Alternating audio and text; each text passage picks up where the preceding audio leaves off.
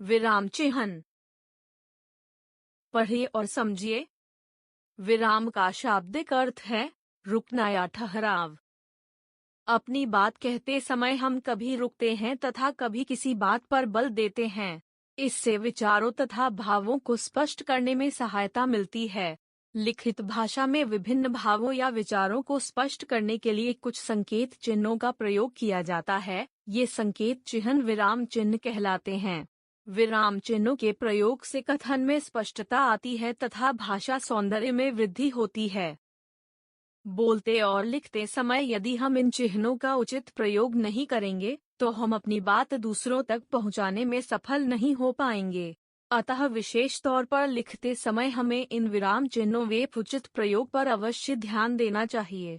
एक बहुत ही प्रचलित परंतु सटीक उदाहरण है। वाक्य 1. रुको मत जाओ। 2. रुको मत जाओ। इन दोनों वाक्यों में समान शब्दों का प्रयोग हुआ है, परंतु विराम चिन्हों के अलग अलग स्थान पर प्रयोग होने से दोनों वाक्यों का अर्थ बदल गया है। भाषा में भावों अथवा अर्थ की स्पष्टता के लिए जिन चिन्हों का प्रयोग किया जाता है वे विराम चिन्ह कहलाते हैं। विराम चिन्हों के प्रकार। हिंदी भाषा में प्रयुक्त होने वाले कुछ प्रमुख विराम चिन्ह इस प्रकार हैं। पूर्ण विराम, विस्मयादिसूचक चिह्न, लाघव चिह्न, अल्पविराम, निर्देशक चिह्न, उद्धरण चिह्न, अर्धविराम, विवरण चिह्न, कोष्ठक चिह्न, प्रश्नसूचक, योजक चिह्न, हंसपद या काकपद। पूर्ण विराम। वाक्य की समाप्ति के पश्चात पूर्ण विराम लगाया जाता है, जैसे मेरा घर दिल्ली में है। करण और आशीष साथ खेल रहे हैं। बच्चे फुटबॉल खेल रहे हैं। अध्यापिका कक्षा में पढ़ा रही हैं। अल्पविराम। किसी एक वाक्य को पढ़ने के लिए तथा एक ही प्रकार के पदों या उपवाक्यों को अलग करने के लिए अल्पविराम लगाया जाता है, जैसे माताजी ने बाजार से सेब, आलू और अमरूद खरीदे। भारत में गेहूं, चना, बाजरा आदि बहुत सी फसलें उगाई जाती हैं। हम जल्दी घर आ जाते परंतु बस नहीं मिली। परिश्रमी, ईमानदार और स्वस्थ व्यक्ति सबको भाते हैं। अर्धविराम।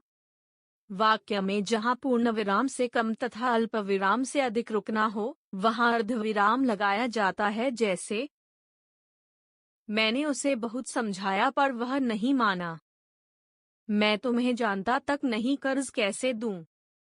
मन लगाकर पढ़ो, परीक्षाएं आरंभ होने वाली हैं। हिम्मत से काम लो, संघर्ष करो। प्रश्नसूचक। प्रश्नसूचक वाक्यों के अंत में इसका प्रयोग किया जाता है, जैसे शरीर में रक्त कणों का क्या काम है? क्या तुम विद्यालय जाओगे? आज कौन आ रहा है? इस पुस्तक के लेखक कौन हैं? विस्मयादिसूचक चिह्न। मन के विभिन्न भावों दुख, क्रोध, आश्चर्य, संभावना आदि को व्यक्त करने वाले शब्दों के अंत में लगाए जाने वाले चिन्हों को विस्मयादिसूचक चिन्ह कहा जाता है, जैसे अरे बारिश आ गई। वाह कितना सुंदर दृश्य है। छी कितनी गंदगी है। उफ मेरी उंगली कट गई। निर्देशक चिन्ह। उदाहरण देने के लिए तथा वाक्य के नाम के बाद निर्देशक चिन्ह का प्रयोग किया जाता है, जैसे माँ कहती हैं सदा समय पर काम करना चाहिए। नदियों के नाम गंगा, सरस्वती, गोदावरी आदि। सुभाष चंद्र बोस ने कहा था, तुम मुझे खून दो, मैं तुम्हें आजादी दूंगा। मेहनत से क्या कुछ नहीं मिलता, सफलता, सुख, यश, धन, लाभ और शांति। विवरण चिन्ह। जब किसी बात का उदाहरण या उत्तर अगली पंक्ति में देना हो तो विवरण चिन्ह लगाया जाता है, जैसे संज्ञा के 3 भेद होते हैं, व्यक्तिवाचक संज्ञा, जातिवाचक संज्ञा तथा भाववाचक संज्ञा। सांप्रदायिकता, राष्ट्रीय एकता के लिए भयंकर खतरा। रचना के आधार पर क्रिया के दो भेद हैं, संयुक्त तथा सामान्य। साहित्य, मानवता का दर्पण और दीपक। योजक चिन्ह, दो समानार्थी या विपरीतार्थी शब्दों को जोड़ने के लिए योजक चिन्ह का प्रयोग करते हैं, जैसे माँ ने कहा कि जीवन में हार जीत होती रहती है। मेरे माता पिता बहुत अच्छे हैं। नितिन दिन रात परिश्रम करने लगा। छोटे बड़े सभी का आदर करो।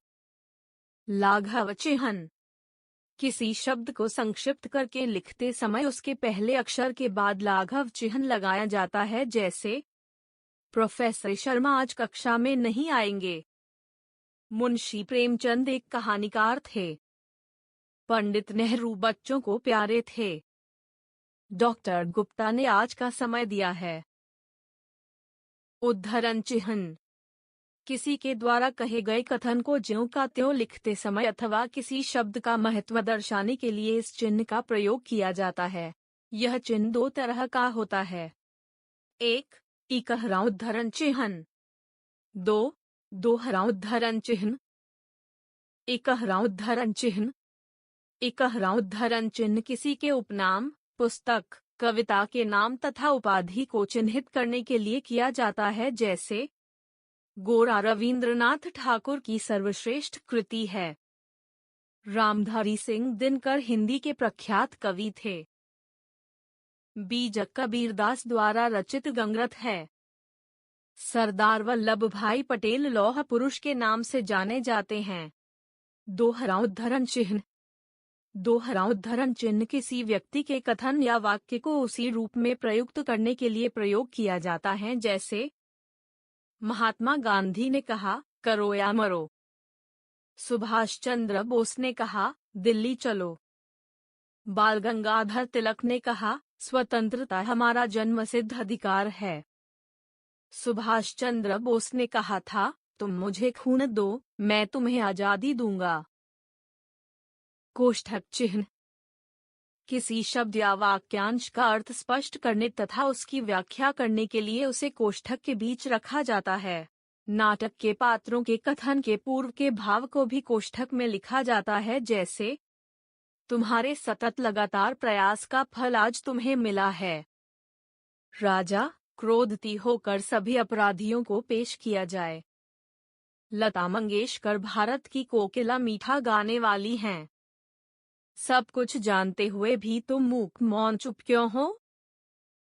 हंसपद या काकपद, वाक्य लिखते समय जब कोई शब्द छूट जाए तो उसे लिखने के लिए हंसपद या काकपद लगाया जाता है, जैसे सतलुज नदी मानसरोवर झील से निकलती है। वह बस से आगरा जा रहा है। कल मेरे चाचा जी आने वाले हैं।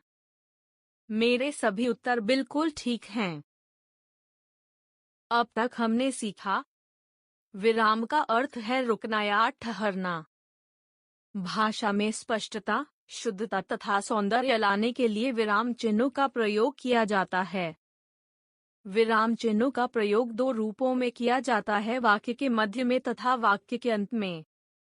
हिंदी भाषा में निम्नलिखित विराम चिन्हों का प्रयोग किया जाता है: पूर्ण विराम, अल्प विराम, अर्ध विराम, प्रश्न सूचक, विस्मयादि सूचक चिन्ह, निर्देशक चिन्ह, विवरण चिन्ह, योजक चिन्ह, लाघव चिन्ह, उद्धरण चिन्ह, कोष्ठक चिन्ह तथा हंसपद या